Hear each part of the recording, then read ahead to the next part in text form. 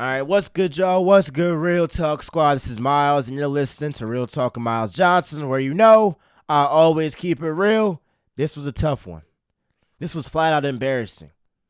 Flat out embarrassing. Because I thought that this team, they had the heart to be like, we got embarrassed.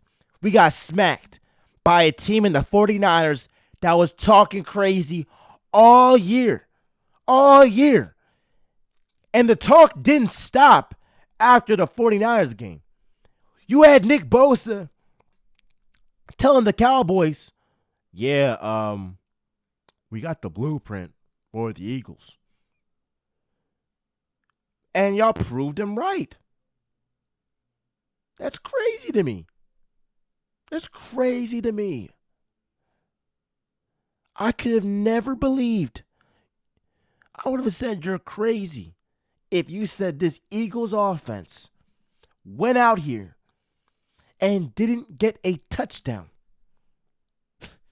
Matter of fact, the only touchdown of the day was the defense, who sucks. So first things first, the Eagles playmakers. A.J. Brown, Devontae Smith, Jalen Hurts, all of your best playmakers fumbled a rock. What's going on? Here's my thing with the QB draws and all that, right? Why do you have all these QB draws when you have a running back that can actually run the ball? I just don't get why Jalen Hurts is doing all of these QB draws, running the ball with his feet. No, this is why you have three running backs. You have DeAndre Swift, you have Kenneth Gainwell, you have Boston Scott, so you don't have to be a running back. Why did you trade for DeAndre Swift in the first place? And if you're telling me your best offense is a QB draw when you have Devontae Smith and A.J. Brown and Dallas Goedert back in the lineup, that's a serious problem. A.J. Brown, you say that you have that dog in you. And whoever it is, you going to talk crazy, you going to go at him. You going to talk your talk. And some days, you look great. And today, you looked foolish. Stephon Gilmore, he's been there. He's done that. He's a champion. Defensive Player of the Year. A true vet. Y'all was one-on-one. And yes, AJ, you had 94 yards. But you got owned by Stephon Gilmore. And the craziest thing to me is that you're still talking trash after Stephon Gilmore stripped the ball from you.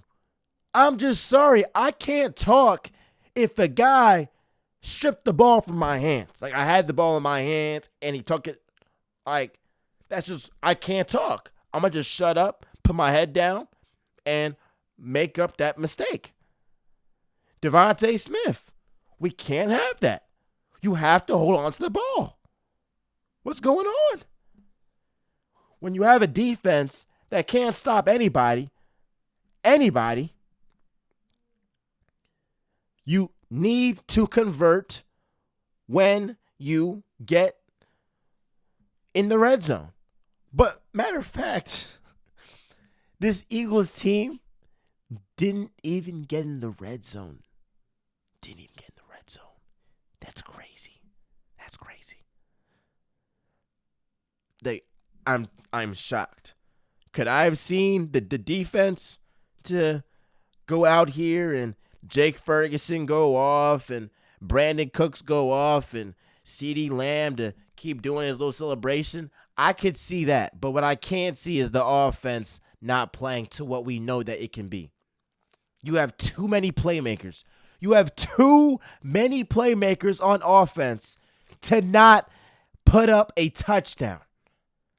That's actually embarrassing. As a fan, I'm embarrassed by that.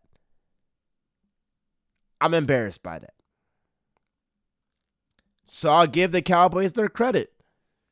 Their defensive line contained The Eagles' offensive line. That was the game.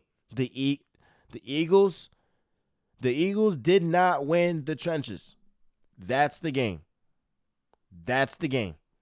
Because if you're able to control the time of possession against Dallas, now you're talking about something. Now you're talking about something. And this is when the Eagles offense is at its best. It's at its best when you have DeAndre Swift running amok.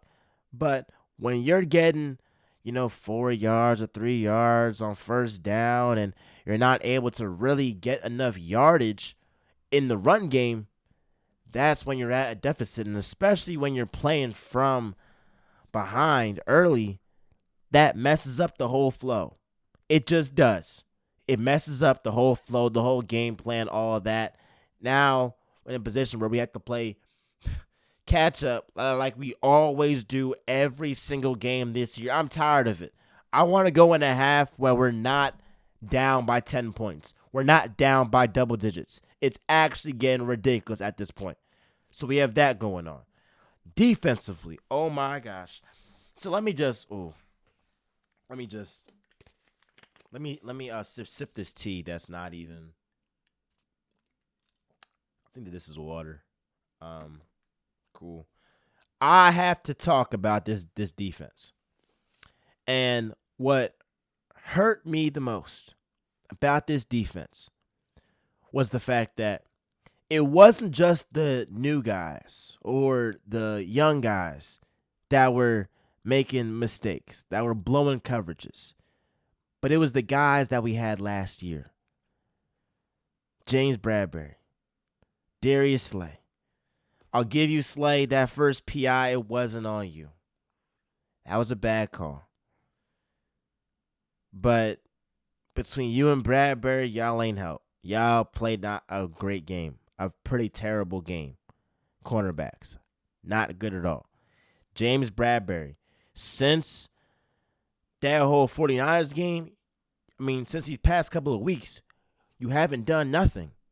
And for a guy in Debo that called you trash, look, James Bradbury, I ain't going to call you trash like Debo did. But what I will say is, these past 2 weeks, you haven't proved Debo wrong. I want you to. I believe in you. But you have not proved the guy wrong. Because I can live with you getting beat by CeeDee Lamb. You get beat by CeeDee Lamb, hey, he's all pro. But you can't get beat by Brandon Cooks. I'm just sorry. I can't. You can't get beat by Michael Gallup at the goal line. You just can't. It's just certain things that is expected of you, especially since you've been with us last year. This is why letting go of C.J. Garner-Johnson, that's a dog, bro. That's a dog. And we had a great discussion after the game, on IG Live. Be sure to follow me on there at Real Talk with MJ. I'll be honest, I'm taking this Eagles team from last year over this team any day of the week. Now, I'm not saying that I've given up on the Eagles. I'm not saying that I don't think they can still reach the Super Bowl, because they can still turn this around. And I'll talk about how we have to, think of like the bigger picture. But this Eagles team right now is not touching the Eagles team from last year. Not at all. That Eagles team from last year could actually get to the quarterback. That Eagles secondary was much, much better. The Eagles linebackers, TJ Edwards, were much better on all three levels. So it's just frustrating because I know that when we have our veterans like Jason Kelce, like Lane Johnson, Brandon Graham, Fletcher Cox, and we have our young guys too, this is like the perfect mix of the old guys that have won and the fresh legs, young guys that are hungry to win their first. So you have the young guys that can teach the new guys and like these young guys, on the team how to win and all that stuff. But this might be the last year that we see Jason Kelce. It might be the last year we see Fletcher Cox. It might be the last year we see Lane Johnson. So you have all these guys, Brandon Graham. So this is the Eagles' best shot for the foreseeable future because you won't have a team this complete and maybe in a long time unless you hit on some of these draft picks. But, man, the emphasis has to be on the linebackers. Oh, my goodness. And the secondary. And now you're saying that Reed Blankenship, he's out. I mean, we can't stop nothing, bro. We can't stop nothing. So that's killer right there. That's super killer right there. I guess I'll give you Nicholas Morrow. He ended up, having a decent game. He played probably the best on the defense aside from Fletcher Cox and Jalen Carter. But I'm just still not impressed by the Eagles' secondary. I mean, it's not good. It's not good. And when you tell me who you are, I have to believe it. Multiple times the Eagles have told us who they were. They are not good on third downs. They are not good in the red zone. They're, in fact, dead last on third downs defense. They are dead last in third down defense in the league.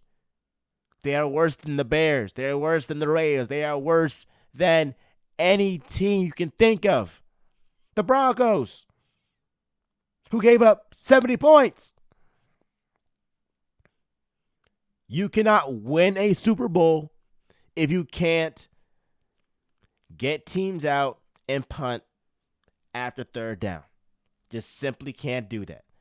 But it's also on the offense to control the time of possession, give Swift the ball, be effective in the run game, so we limit the defense having to waste their energy on multiple efforts because we're not getting touchdowns and tire them out.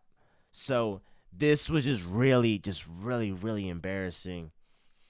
But let's put everything into perspective. First thing for the Eagles. These are my last 2 points before I get off. For the Eagles, if you would have told me that up to this point in the season, we would be 10-3, I'll take it. I'll reiterate it again. If you told me before this season started that at this point in the season, the Cowboys, well, not the Cowboys, but the Eagles would have went ahead and been 10-3, I would have said, I'll take it. If you would have told me before the season that this gauntlet that everybody said the Eagles would be exposed by and the Eagles would not fare well in this gauntlet, they still ended up in those 6 games, 2 against the Cowboys, the Dolphins, the Chiefs, the Bills, 49ers. This is like they're 4-2. They're 4-2. So let's pump the brakes a little bit. I'll give the Eagles the benefit of the doubt. Maybe they're tired. They played great quarterback after great quarterback after great quarterback. So my hope is they're tired. I hope. But I'm just still wrestling with if a team shows you who they are in December,